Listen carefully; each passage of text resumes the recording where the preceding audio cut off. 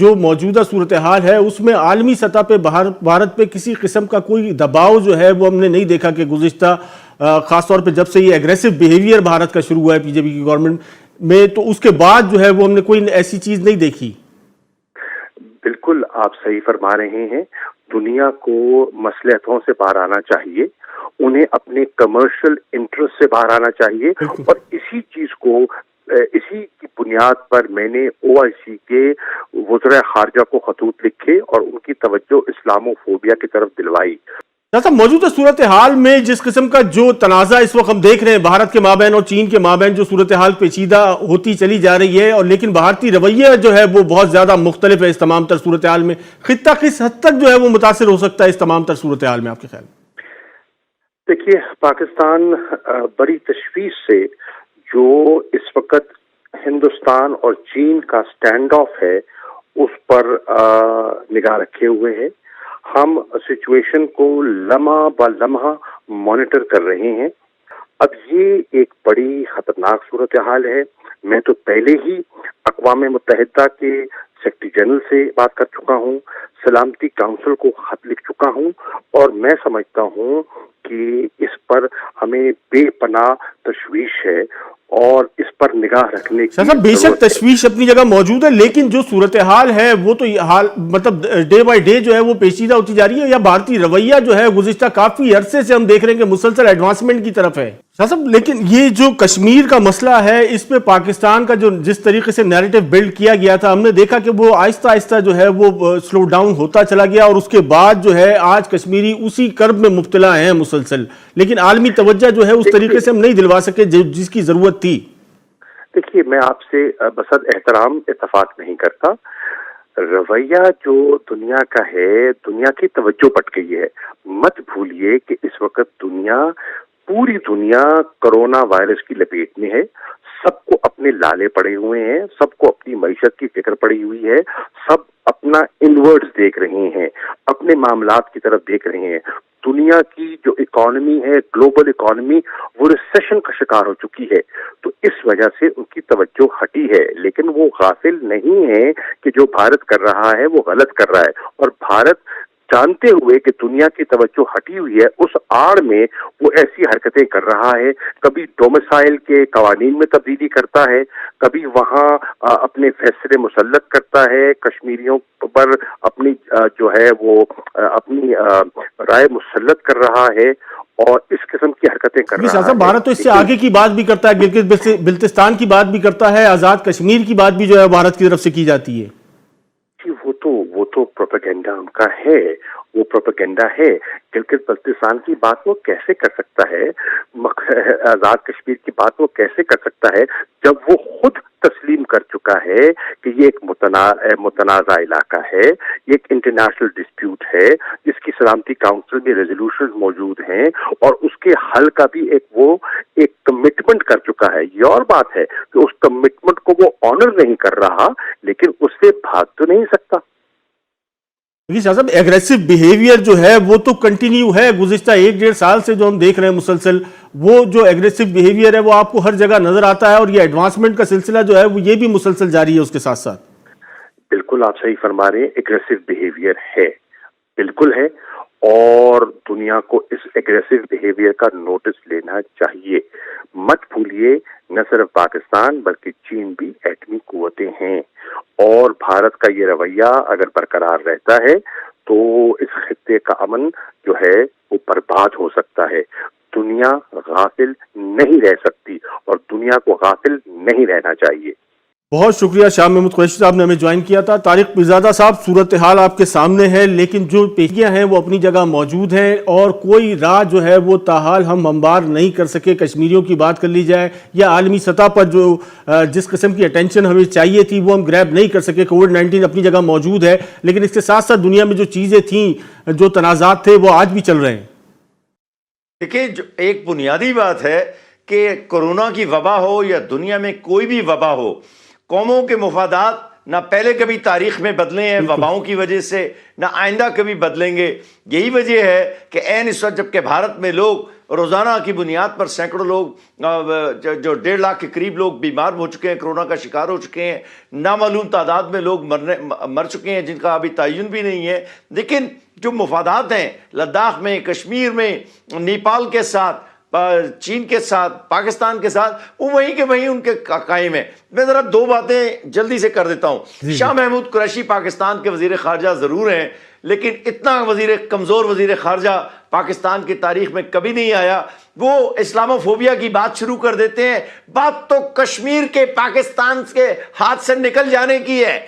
یہ اسلامو فوبیا کا مسئلہ حل نہیں ہو سکتا، لیکن کشمیر کا مسئلہ حل ہو سکتا ہے اگر پاکستان ایک جارحانہ پالیسی اختیار کرے. اور ایک بات اور بھی کہنا چاہتا ہوں، کشمیر کے مسئلے پر ایٹمی جنگ نہیں ہوگی. آپ کو یہ مسئلہ روایتی تصادم کے ذریعے ہی، روایتی سفارتکاری یا روایتی تصادم کے ذریعے ہی حل کرنا ہوگا.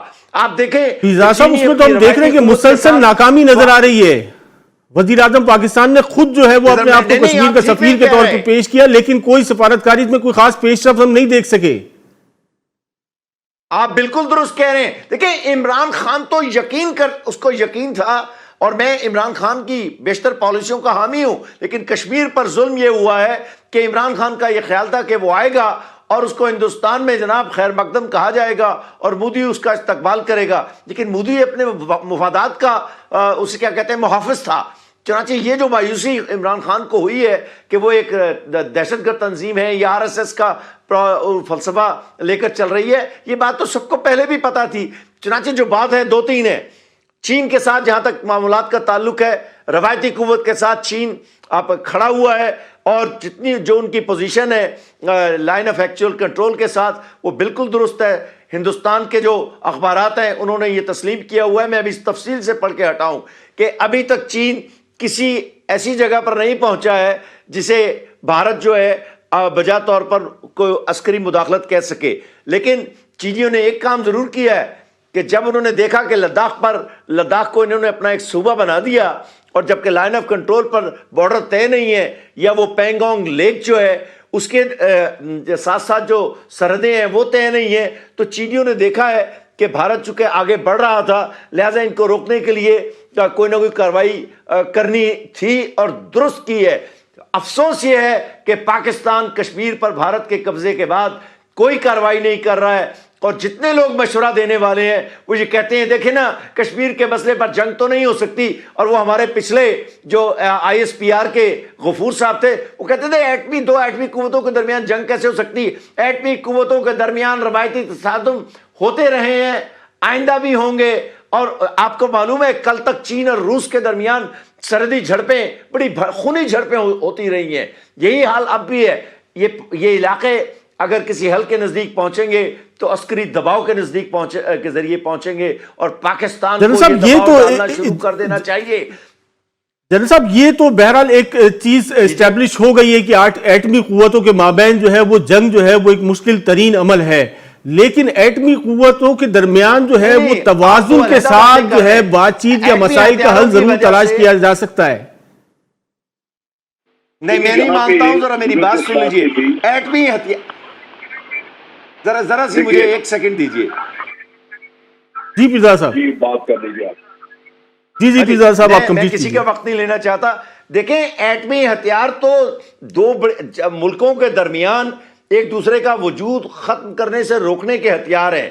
جہاں ضمنی جو اس کے ساتھ ساتھ جو دوسرے تنازعات ہیں انہوں نے روایتی قوت کے ذریعے ہی حل ہونا ہے یا روایتی سفارتکاری کے ذریعے. آپ دیکھیں کرائمیا کا مسئلہ، لیبیا کا مسئلہ، 5 عرب ملک فرانس اور یونان ایک طرف ہیں اور ترکی ایک طرف ہے اور اقوام متحدہ ایک طرف ہیں، سیریا، شام، اتنے ملک وہاں پر شامل ہیں. کوئی مسئلہ ایسا نہیں ہے. ان تمام مسائل نے روایتی ہتھیاروں اور روایتی قوت کے ذریعے ہی حل ہونا ہے اور روایتی سفارتکاری کے ذریعے.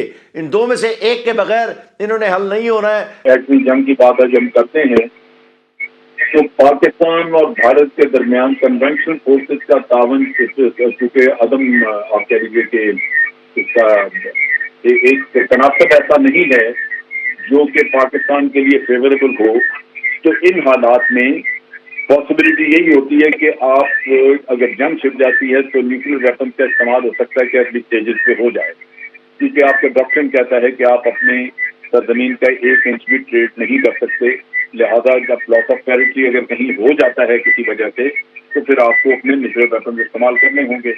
لہذا یا تو آپ اپنی کنونشنل فورسز کو اتنا مضبوط کر لیں کہ کنونشنل فیلڈ میں بھی آپ اسی طرح ایک توازن برقرار رکھ سکیں کہ آپ اپنا دفاع مکمل کر سکتے ہیں اور کوئی بھی آپ کو اس میں سیٹ بیک نہیں ہو سکتا.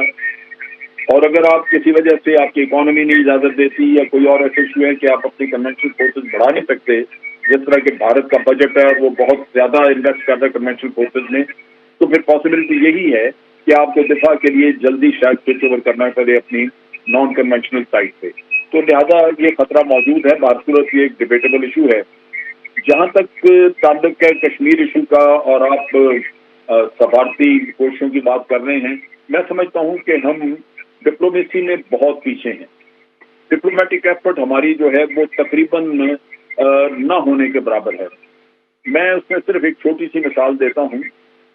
جب پلوامہ کا واقعہ ہوا تو 1-1.5 گھنٹے میں بھارت نے ہم پہ الزام لگایا کہ جناب پاکستان نے کرایا ہے، اور شام تک P5 کے کم از کم 3 کنٹریز نے 3 ملکوں نے یہ کہہ دیا کہ India retains the right to retaliate. بالکل. اب اس کے بعد ریٹیلیشن ہو گئی، اور ریٹیلیشن پہ دنیا میں کسی جگہ سے کوئی مذمت نہیں کی گئی. یہ نہیں کہا گیا کہ یہ بات ہوتی رہی کہ 70 سال یہ 1971 کے بعد پہلی دفعہ انٹرنیشنل بارڈر کراس کیا ہے اور ہماری سوورینٹی وائلیٹ